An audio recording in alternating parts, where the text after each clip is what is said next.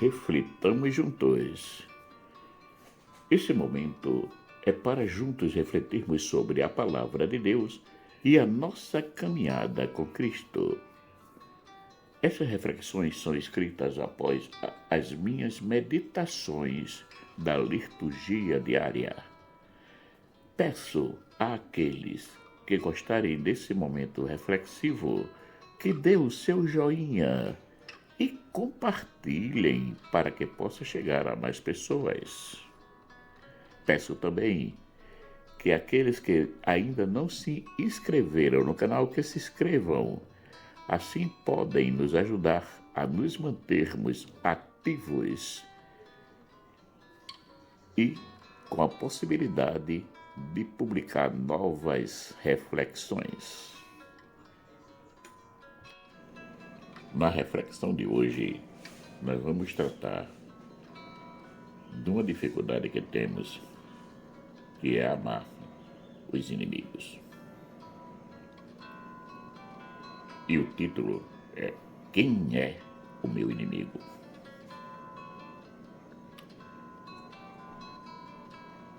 Hoje em dia,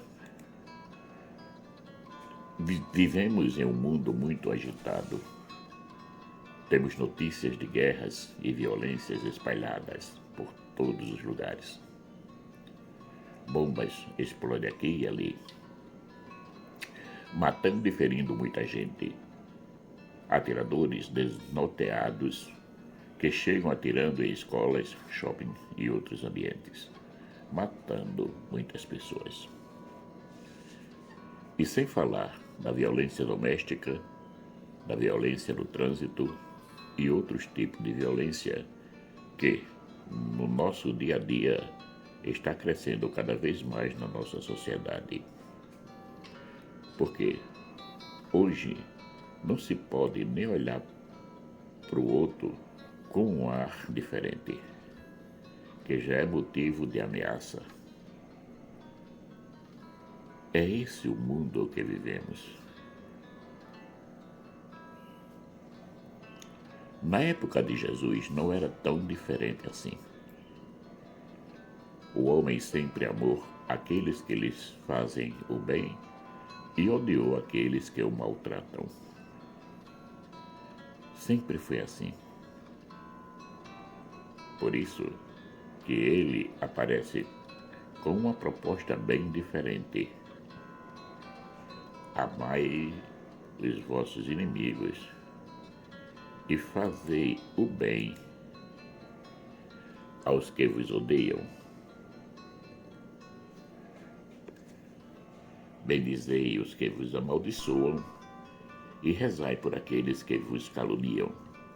Lucas capítulo 6, versículo 27 e 28. Essa proposta é realmente uma revolução no nosso agir e no nosso pensar. É uma mudança radical de paradigmas. Nós somos chamados a mudarmos da água para o vinho. Somos chamados a viver um relacionamento interpessoal na verdadeira relação de amor. Jesus, com essa proposta, não só elimina o inimigo, como elimina o ódio, o rancor, a raiva, a inveja e o desejo de vingança que carregamos dentro de nós. Sendo destruído em nós todas essas coisas negativas, nos resta nos colocarmos no caminho do amor. Essa pedagogia transformadora de Jesus nos é apresentada por ele como um desafio, porque para nós a grande dificuldade que temos é de nos relacionarmos com as pessoas mais difíceis. As pessoas boas e simpáticas, logo nos aproximamos, logo sentimos afinidade e começamos a nos relacionar. Mas quando a pessoa é antipática, cheia de problemas, logo acendemos o alerta do desprezo e começamos a nos distanciar dela.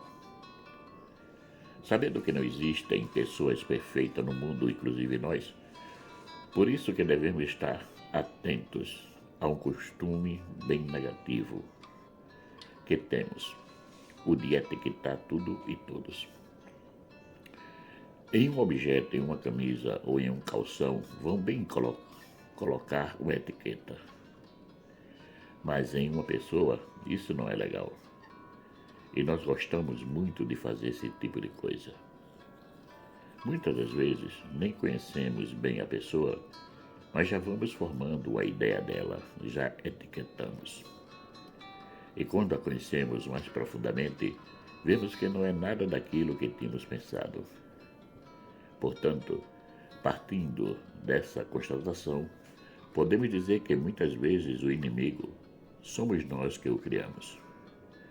Porém, os inimigos sempre existirão, porque teremos aqueles que se tornam inimigos por intrigas, por maus entendidos, por inveja, por ouvir dizer. Logo a pergunta: quem é meu inimigo?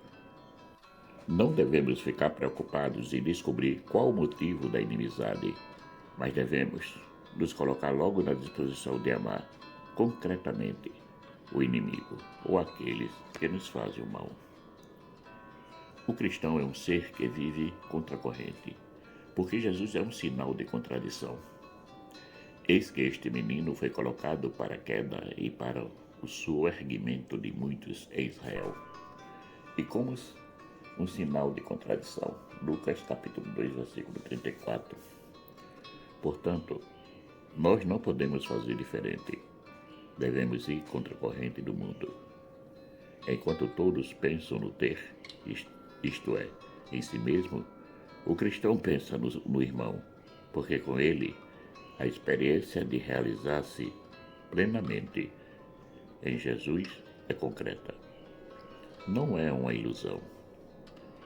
A fé não é um relacionamento apenas pessoal com Cristo, mas nos leva a um relacionamento comunitário, isto é,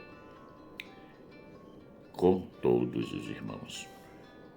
É verdade que cada um tem a sua fé, porém é na comunidade que nos sustentamos com amor e nessa doação concreta é que cresce cada vez mais a nossa fé.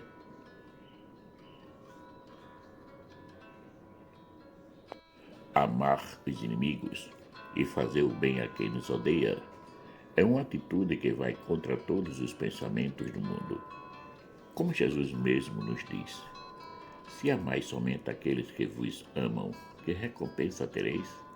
Até os pecadores amam aquele que os amam. Lucas capítulo 6, versículo 32. Devemos ser diferentes, devemos ir além do trivial.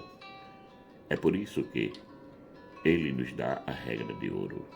Tudo aquilo, portanto, que quereis que os homens vos façam, fazei vós a eles.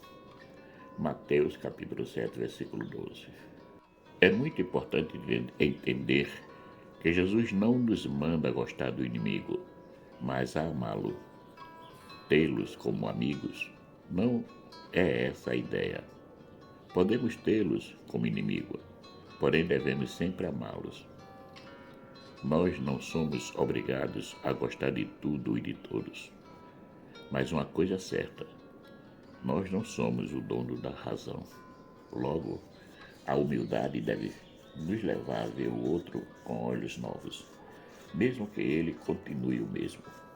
Porque a missão do cristão aqui na terra não é de exclusão, mas de acolhida, de conversão à boa nova de Cristo, tanto a nossa como a dos irmãos. Devemos sempre, quando formos tomar uma decisão, nos colocar no lugar do outro e fazer a seguinte pergunta: e se fosse comigo, gostaria que fosse feito assim ou não? Não existe parâmetro mais eficaz do que nós mesmos, para sabermos se a ação que vamos fazer está certa ou errada. O que não queres para ti, não queirás para os outros. O interessante de tudo isso é que nos sentimos bem com tudo aquilo que Deus nos dá e nos proporciona na vida. Só que esquecemos, ou muitas vezes não queremos ver, que Ele faz isso com todos nós, justos e injustos. Nós não somos os únicos privilegiados, porque Deus é bondoso também para com os ingratos e os maus. Lucas capítulo 6, versículo 35. Ou porque Ele faz nascer o sol igualmente sobre maus e bons e cair a chuva sobre justos e injustos. Mateus capítulo 5, versículo 45. Jesus, a nos propor tal atitude de amar também os inimigos, quis nos dar a oportunidade de vivermos o timbre que nos foi impresso no dia da nossa criação. Façamos o homem a nossa imagem, como nossa semelhança, em Gênesis capítulo 1, versículo 26. Portanto, Deus é amor, e nós não podemos ser menos do que isso para o irmão. Devemos sempre ser um servo por amor, para com todos, sem excluir ninguém. Senhor, Tu nos disseste que deveríamos amar a todos. Dai-nos a graça de vermos sempre os nossos irmãos com os olhos novos, em cada momento presente, porque é assim que Tu nos acolhes sempre, renovando-nos todos os dias. Marcos Laurentino.